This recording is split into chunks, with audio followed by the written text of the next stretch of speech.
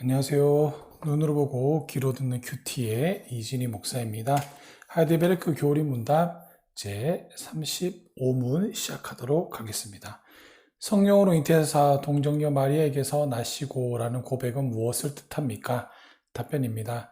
언제나 계시는 하나님의 영원하신 아들이 참되고 영원한 하나님의 본질을 그대로 지니신 채 성령의 사역을 통하여 처녀 마리아의 혈육으로부터 진정한 인간의 본질을 취하셔서 죄를 제외하고는 모든 것이 우리와 같은 사람이 되어 다윗의 후손으로 나셨다라는 뜻입니다. 라고 이야기하고 있습니다. 자, 여러분들은 사도신경으로 예수님에 대해서 그분께서는 성령으로 잉태되어 동정녀 마리아에게서 나셨습니다. 라고 고백할 때 어떠한 내용을 고백하십니까? 예수님이 천녀에서 태어나셨다는 것을 세상 사람들이 믿지는 않았지만 우리는 믿는다라는 정도의 내용을 고백하는 것입니까? 아니면 예수님은 다른 사람과 다르게 일반적인 방식이 아닌 기이한 방식으로 태어났다는 것을 고백하는 것입니까? 이 내용이 물론 옳고 우리는 늘 그렇게 고백해야 합니다. 하지만 우리가 신앙 고백에서 자라난다는 것은 성경이 우리에게 말씀해주고 있는 의미를 더욱더 깊게 알아가고 또 그로 인해 우리의 신앙이 성장해야 한다는 것을 의미합니다. 그러므로 예수님이 처녀 탄생을 하셨을 때에도 단지 내용이 기이하다, 신기하다라는 정도에 그쳐서는 안 되고 그 안에 있는 의미들을 충분히 이해하고 이로 인해 하나님에 대한 우리의 지식과 신앙이 충분히 연결어갈 수 있게 만들어야 한다는 것입니다. 그런 면에서 오늘 우리는 성자 하나님의 출생 방식이 우리에게 주는 의미들과 유익을 살펴보는 시간을 가지려고 합니다. 성령으로 잉태하여 동정녀 마리아에게서 나시고 라는 문구가 있습니다. 예수님이 성령으로 잉태되어 동정녀 마리아에게서 났다라는 고백은 기독교의 가장 초창기부터 있었습니다. 이 고백은 사도신경의 가장 원형적인 모습에서부터 나타나며 거의 모든 신앙 고백에서 찾아볼 수 있다는 것입니다. 따라서 우리는 동정녀 탄생교리가 기독교 신앙의 가장 기본이며 핵심 중 하나라는 것을 쉽게 알 수가 있습니다. 오늘날 하나님을 믿지 않는 많은 사람들은 예수님의 동정녀 탄생 교리를 신화처럼 생각해서 박역거새나 기말지, 주몽 등이 아래서 태어났다는 기록과 같은 것으로 취급하는 경향이 있다는 것입니다. 예수님이 종교의 기원적, 신앙적 인물이므로 후대의 교회가 예수님의 생애를 덧칠했다는 것이지요. 하지만 신앙적인 측면이 아닌 일반적인 측면에서만 봐도 예수님의 탄생 기사가 다른 신화들과 결정적으로 다른 한 가지 점이 있습니다. 일반적인 신화가 해당 인물의 탄생 이후 최소 수백 년, 보통 수천 년 이상 이후에 기록된 것인 반면 예수님의 탄생 기사는 예수님이 더 이상 이 땅에 계시지 않은 지 겨우 20년 내에 이미 기록으로 나타난다는 점입니다. 다시 말해서 이런 예수님의 동정녀 마리아 탄생 이야기가 통용되고 있던 시기, 그 다음에 이 이야기가 기록되고 있던 당시는 예수님 주변에 살았던 사람들이 아직 생존해 있던 때라는 것입니다.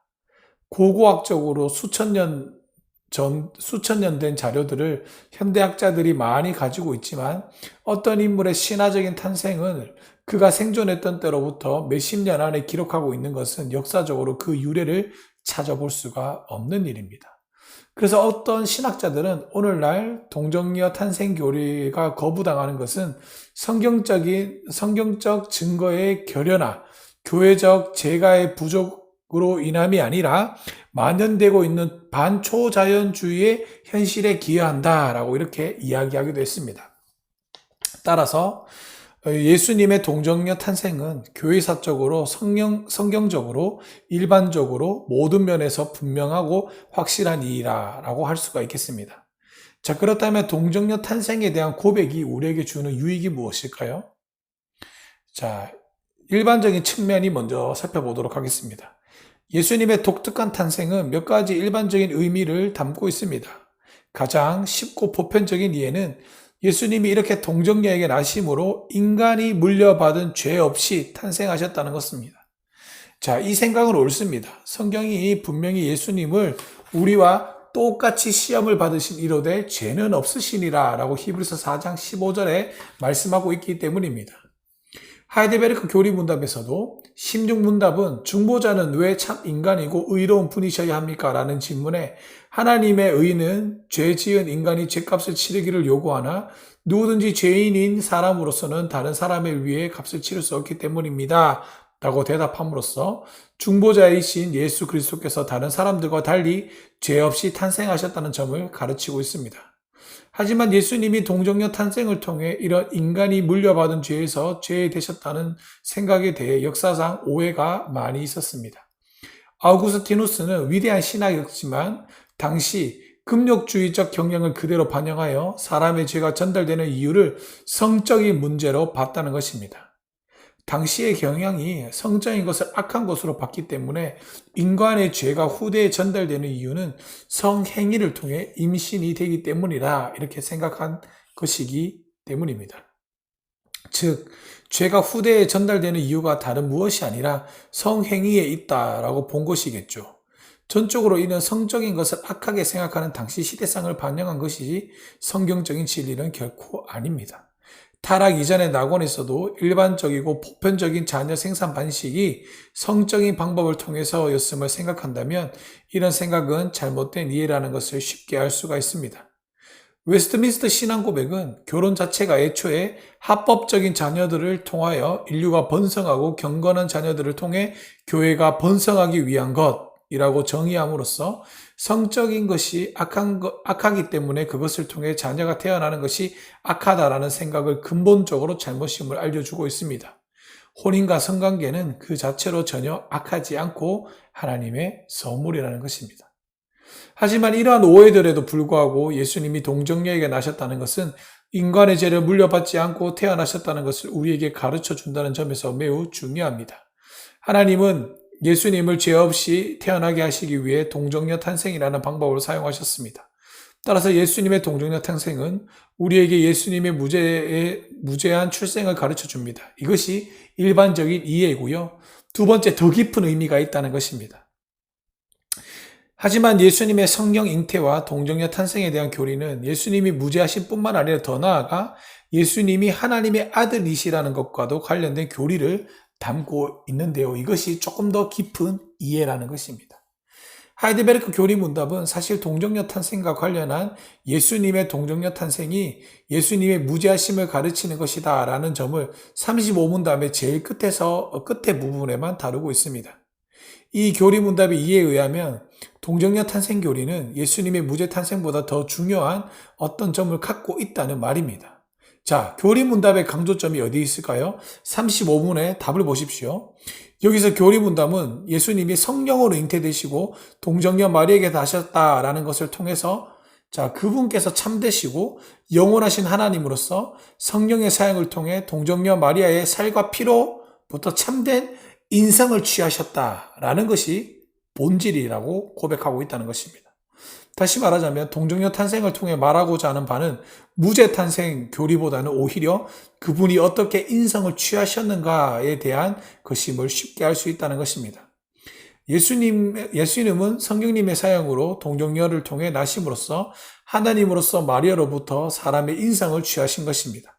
그러므로 우리가 예수님이 성령으로 잉태되어 동정녀를 통해 나셨다라고 고백하는 것은 단지 그분이 죄 없이 태어나셨다는 것을 말하는 것이 아니라 그분이 하나님의 아들로서 성령을 통해 인간의 몸을 취하셨다는 점을 함께 고백하는 것입니다.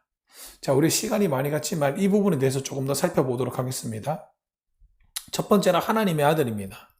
먼저 오늘 우리가 살펴보아야 할 누가복음 말씀을 조금 보시면 누가복음 1장 35절의 말씀에는 이런 말씀이 있습니다. 성령의 덮으심과 하나님의 아들이라는 주제가 함께 나타나고 있는데요.